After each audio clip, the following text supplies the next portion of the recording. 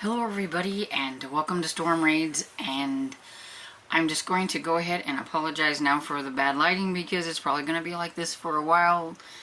If it's dreary outside, it's dreary in here. Maybe I can touch it up with like a filter, I don't know, but I just feel like it's really dark. Maybe I just think it's darker than it is.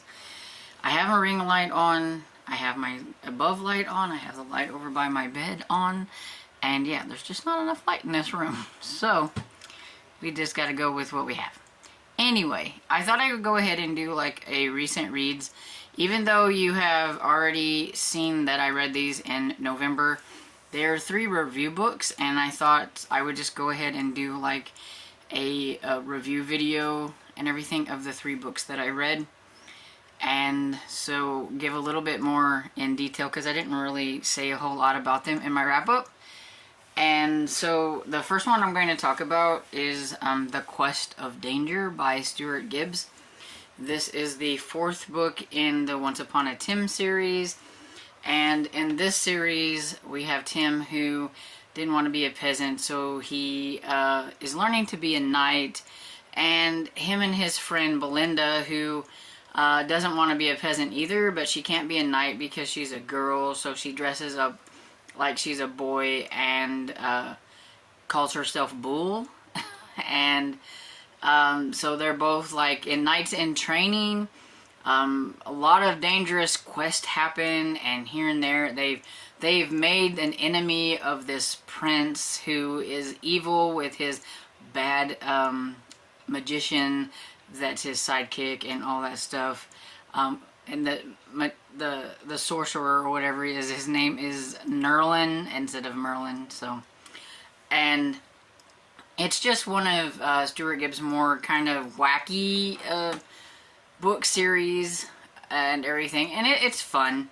I wouldn't say that it's by far like a favorite, but it's still fun to read and enjoyable.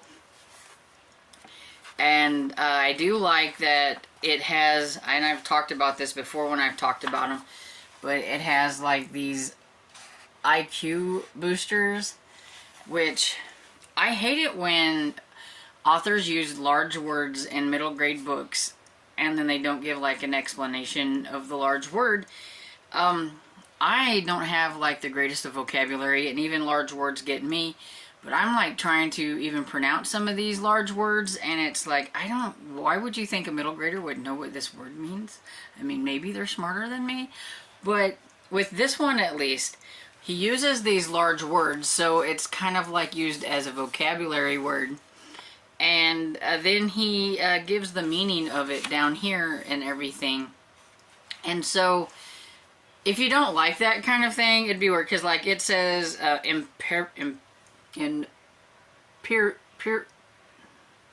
impervious. That would be the word. I can't see it, it's too small. And it says impervious means unaffected by. Usually it is used in a physical sense. A nice new coat can be impervious to rain, or impervious, however you say it, to rain. So like he gives like a little sentence and all that kind of stuff in the book. Just kind of, you know, makes it a little bit more interesting. At least you're learning something while you're reading, even though this is one of like the wackier ones. It has a lot of fun little illustrations and stuff like that and everything. And so yeah, I like this. I give it 4 stars. Like I said before, there seemed to be leaning towards something that I wasn't exactly happy about, and wish he would just not go there with this series, but it is what it is, and we'll just have to see how the next one goes and everything. But and it's a my preference thing and everything, and I have things that I don't want to read about, and I just hope it doesn't happen, but we'll see. Anyway, so right now this one is standing at like 4 stars, and you know, we'll just have to see how the next one goes. But I am kind of curious to see what is going to happen with Tim and Bull and the fur dog and the village idiot, which is, I can't remember his name. I can't remember his name. And then there's a princess whose name I can't remember either. But they're always together. They're like the group that is together. The princess doesn't necessarily want to be a princess. She doesn't want to just marry the prince. And so she's always like with them and everything. And so, yeah, that would be this one. And then the next one I have is Death at a Scottish Wedding by Lucy Connolly. This is the second book in the Scottish Isles series. And this is about Amelia McRoy, who is an American doctor. And because of some things that happened in her past, she needed a new start. She was, I think, an ER doctor in America. And she also knows that she has some Scottish heritage, and so she thought it would be interesting to take a job in Scotland. She comes to Sea Isle, Scotland, where it's a small, very tight-knit community, and she's going to become a small-town doctor. The thing is that she didn't necessarily read, like, all of what her job entailed, like the paperwork, I'm guessing. And so she learns very quickly that she is also the coroner, that a house is provided for her, that a car is provided for her, that the people will be feeding her, and all these things. And she's like, you know, I can buy this or that or the other, but no, it's just the way things are there in this little Scottish town.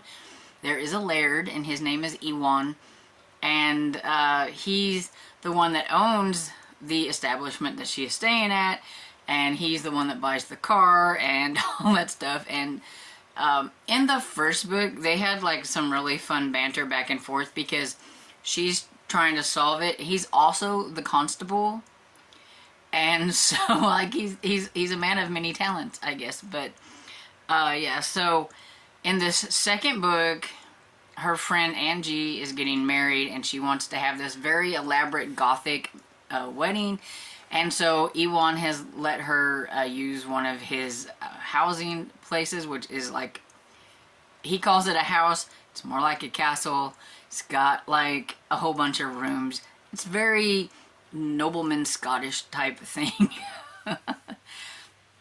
And everything. And they arrive early to go to all the things that they're going to have. I'm guessing maybe that the Scottish just go all out with their wedding party, and so they have a lot of things kind of leading up to the wedding and everything. But it's also very wintry out and snowy, and soon they get snowed in. There's a big snowstorm coming, and Amelia, I want to call her Emily. I'm just going to call her M because that's what she goes by most of the time. So M, she was walking, she gets lost quite a bit in this big gigantic house, and she was kind of turned around and everything, and she sees something happening, and it looked like somebody had a hold of somebody else, and then that person like slides down in this place. So she goes and gets Ewan, and they go and investigate. He doesn't want her to come, but she's like, he might need medical attention. And so they end up going up there, because there's some places that he doesn't want people to go because it is kind of, you know, hard to maneuver and get around, and he doesn't want anybody to get hurt. But of course she's going to go. She is the coroner, as he has stated before. And so then they do find a dead person, and it happens to be Angie's ex-boyfriend, who also is the ex-friend of the guy that she is getting married to. And I cannot remember his name. It is either Damien or something close to that. But anyway, they were friends, but Robbie had treated Angie like really, really bad, and Damien ended up breaking up some things with them and kind of helping Angie out, and then there was the big breakup, and then they kind of got together, and his father wants them to not get married, and so there's like a big rift there. And so it's like, you know, why is Robbie at the wedding? Was he coming there to sabotage things? Did it have anything to do with his the groom's father? Angie has her own deals with her stepmoms. She's got like, her mom was there plus like 3 stepmoms because her father gets around quite well. And I think he even has a new step. She has a new step and everything. And so there's, you know, just a lot of stuff happening. And I had a hard time figuring this one out because there were so many people that could be a suspect. And then they get snowed in. Like, there's an avalanche that happens, and yeah, the snow is really bad. There's nobody going anywhere. Angie's afraid that she's not going to be able to get married, and they're trying to distract her, and you've got this stuff going on. But here's the thing, what I really wanted to talk about with this is it is considered a cozy mystery because it is set in a small town. She is an amateur sleuth, even though she does a lot of her sleuthing with the constable and things like that and everything. But for some people, it might not be quite as cozy as they might like, because the main character, M, she gets seriously injured in this one, which I've never come across that in a cozy where the main character gets like injured really bad. But like, she was trying to do her sleuthing and everything, and she kept hearing some stuff in this garden spot that's an inside garden area or whatever, and she accidentally trips, and so she falls forward, and then here comes crashing this gargoyle or whatever. If she wouldn't have tripped, it would have hit her, and that would have been the end of it. We'd have no main character anymore. But it didn't. It hit the back of her legs, and she has like this big gash on the back of her leg, and it swells up really big. They thought she might have broke it, but she thinks maybe it was just like a fracture. And then she dislocates her other kneecap on the other leg, and so she's like really messed up pretty bad. She can't hardly walk or anything like that.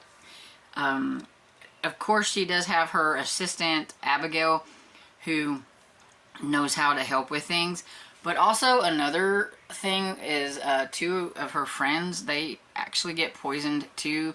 Is this kind of what happened to Robbie and everything. And if she wouldn't have been there to help flush things out of their system, they could have potentially could have died from the poisoning that was in it. And so yeah, it didn't feel super cozy, but it does feel cozy. And so I just wanted to give people a heads up that if that bothers you because the main character gets injured and you don't think that's cozy enough for you, then you might not like this series. Nothing like that really, I don't think, happened in the first one, but it does that does happen in this one, so I just want to give people a heads up about that. But other than that, I really, really liked it.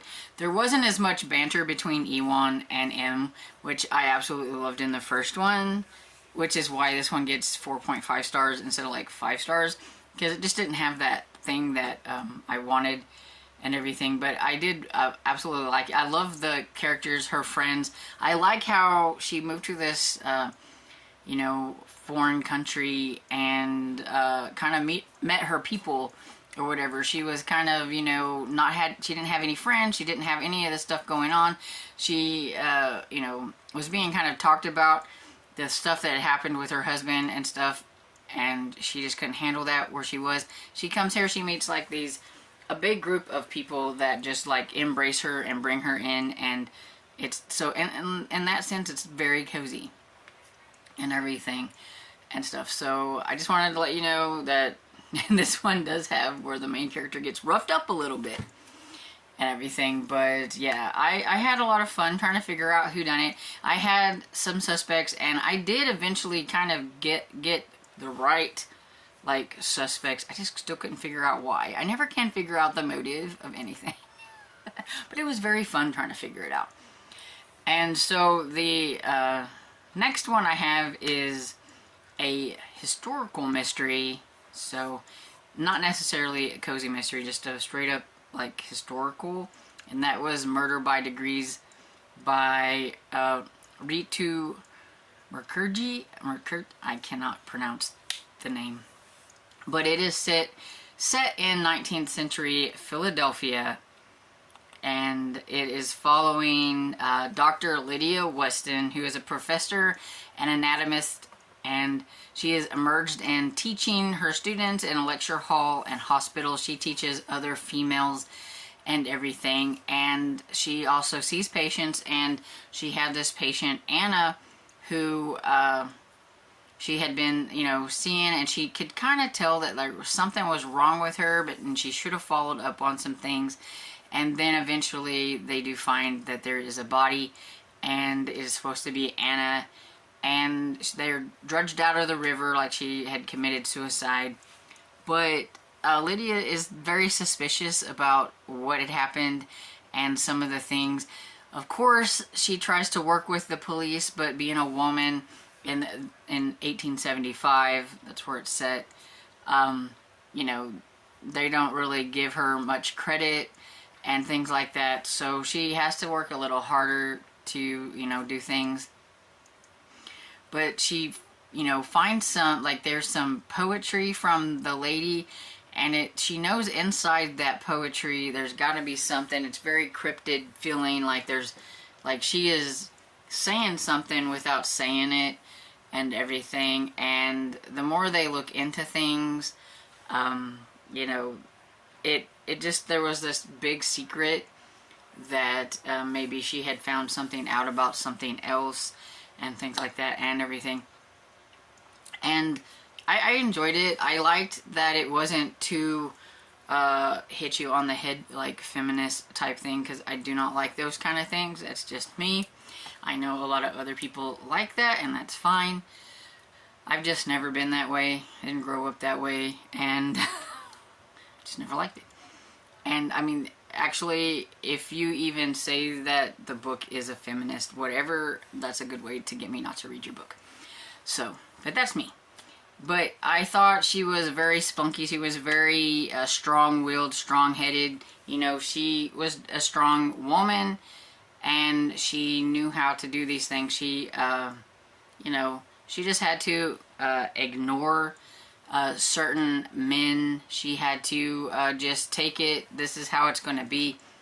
Even the guy who she kind of works with at the hospital, like the guy that runs things, one of the guys, he always giving her a hard time and stuff. And she's got her students and things, and he tries his best to embarrass her in front of her students and stuff like that. But she doesn't let him, get to her. She's got to try to show these other women, that this is what they're going to have to deal with, and, this is how it's going to go. And I did like that it gave a little bit of history on, women in the medical field during that time and stuff like that. I found that pretty interesting and everything. And yeah, I really liked Lydia as a character.